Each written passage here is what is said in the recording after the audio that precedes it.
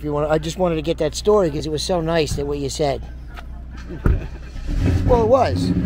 So I'm standing here with, what's your first name? Mark. Mark. And where are you from originally, Mark? Originally New York. Oh, what part?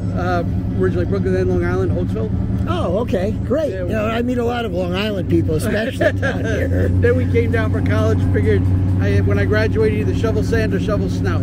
So I stayed in Florida. We would live in Weston, then Ocala, and back here. Oh, wow. So how long have you been in Florida then? Since I'm 19. Ah, oh, wow, that long. So you came down, see now, as a family, we had a house down here, so I used to come down on vacations, but when I hit 30, that's when I decided I'm coming down full time. So I've been here more than half my life. Yeah. You've been here definitely more than half your life. Got married while I was in college, had my kids.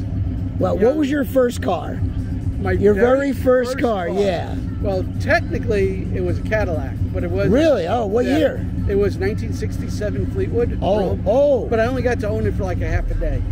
Really? I did, because my dad, it needed a starter. So he put the starter in, and then he turned to me and goes, well, if you want to drive, I get the Cadillac. You can have station wagon. So I wound up with a Plymouth station, a Belvedere station wagon. A Plymouth Belvedere. He had a caddy, but his father took it because he needed the starter. So no, he put the starter in. He put the starter in because you needed a starter. You couldn't afford it, probably, right? Right. So he needed me the starter. So he said, "Yeah." Wow, that's a nice story. That's different. So how long did you have the wagon for? Probably 2 years. Did you go to like drive-ins and carry kids in the back and everything? We had all the fun. Plus, my station wagon was a reverse convertible because you had the floor rot, so you could see the road underneath. I love it back then. We didn't care back then. So the fumes didn't make you pass out. Yeah, exactly. You're right. Exactly. Now, is this your? I'm standing here. We're standing next to it. It's a 2021. 2021. Is this your first Corvette? My very first Corvette. Did you always want a Corvette? I had thought of it. I wanted a sport. I always had sports cars. I had 396, 375. I had a Tiburon. I had a TR7. I had a Trans Am. Oh, different variety. You had a variety. Then I had kids. So then life happened. Life happens, and I traded gladly for the SUV. There you go. So now that I'm retired, didn't have kids, I was thinking of getting a sports car.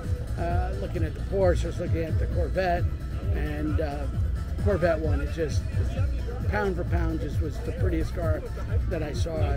So I went and I decided I was going to get one. So you tell me the allocation thing and where you went and bought it with your son, the whole thing. I'll give you the story. So I went online, Car Gurus, to start doing some research. I didn't really have much time to do research because within the next day, I got a phone call from a dealership up in Georgia, Athens, Georgia, that said they had an allocation. And they wanted $5,000 over MSRP, but I had to make a decision. It was March 1st, I had to get it in. So I said, okay, my son turned to me and says, Dad, do it. So I did it, which was a good thing because the very next day the car went up $2,000. So the New York side of me says I only paid $3,000 over MSRP. Oh, there you go. That's true. Because if I had said no, but so we got through that. Then after I ordered it, by August 4th, the car was done.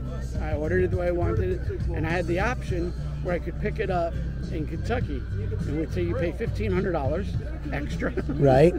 And they still keep all the destination and the cleaning. Oh yeah, you got to pay the dealer, sure, right? Okay. And my son said, "So, Pop, because we love doing bourbon sampling and tasting different bourbons. Because let's do the bourbon trail before we go pick up the car." So we flew into Louisville.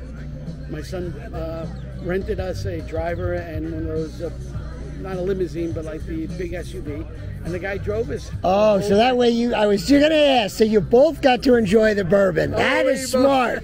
Is this the same son that convinced you to take the allocation? The only son I have. You know that? He's a great kid. He's a great kid. He's given me so many bucket list moments, and this was one of them. Wow, he's a great kid. Yeah, so wow. We went to all the different distilleries.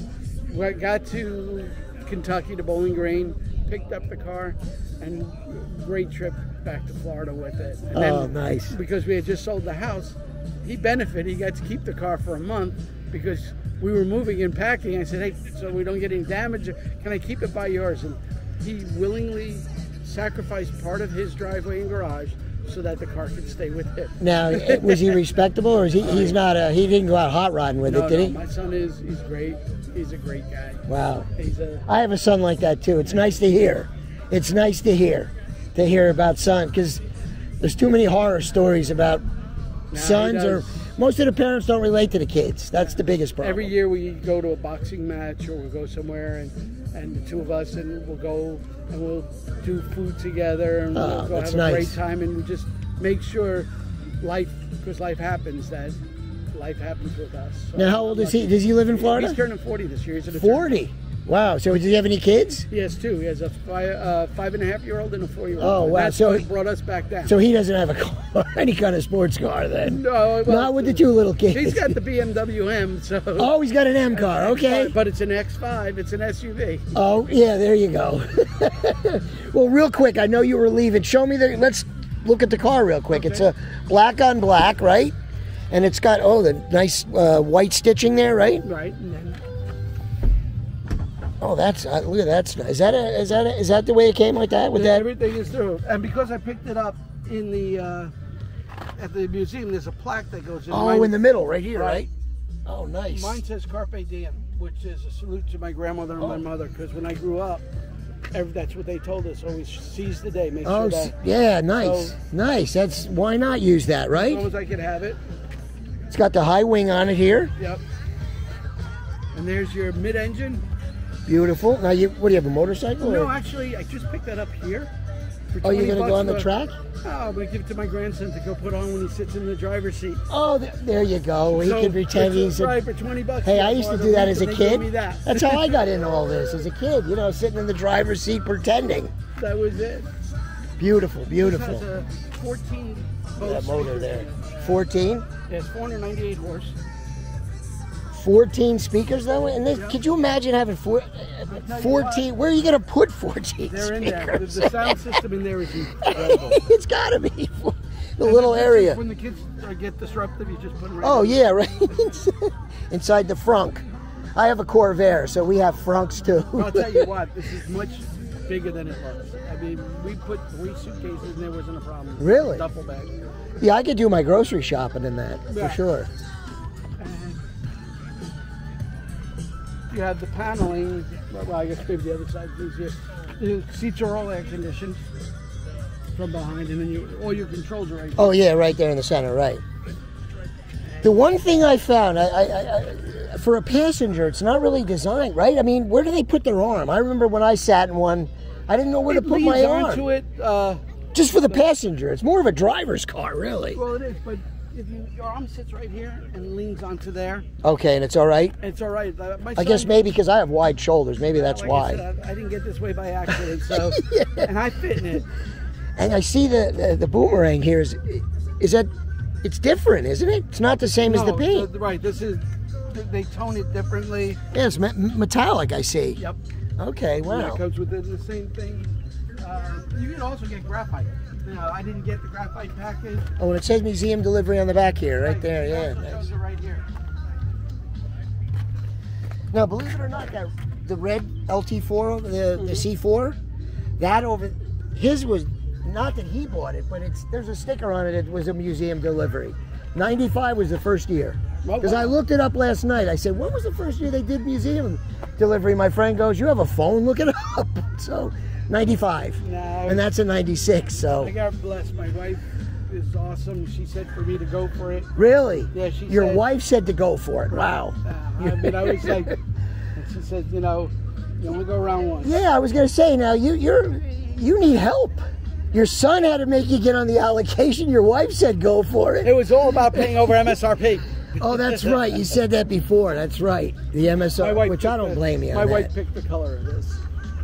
But back in the day, I think the pace cars, remember the black, the silver? Yeah. No, that was the anniversary. The pace car was the black one, right? Mm-hmm. Those were going over MSRP back then. Yeah. And every car today now, because the way that the dealerships don't have really yeah, the allocations, yeah. But I would have been happy if they just made the price of the car $5,000 more. and then I wouldn't. Okay, yeah. No, you're right. It's the principle of the whole thing of market. Yeah, I agree. And then the thing what they're doing with the Z06. Yeah. But you know what? You pay for extra because that's a beautiful car. I love the fin on that. And next year's car, the E-Ray, coming out. I'm possibly considering that car. I'm thinking of getting another one. thinking about getting an E-Ray. I've been thinking about that for a while. There won't be a faster car around. No, because it's it'll have true. the electric on the bottom and the gas on the top. I know. It'll beat the Z06, go off the line. More importantly, I'll be able to beat my brother. He has a Tesla. And he rubs it in my face that his car is faster. There was a guy coming up here with a Tesla, and he thought, it's electric. My car's 21 years older. Come on. You go fast, but you don't even know it. Right, you forget handling on those. There's no handling on those. It's like being on a monorail. Yeah, there you go. Exactly. There you go, monorail. Well, hey, I do love it. Thank you so much. Thank you very much for sharing your story. What a nice family he has. A wife and son. They all support him. That lives in Pennsylvania. There you go. All right. Have a great one.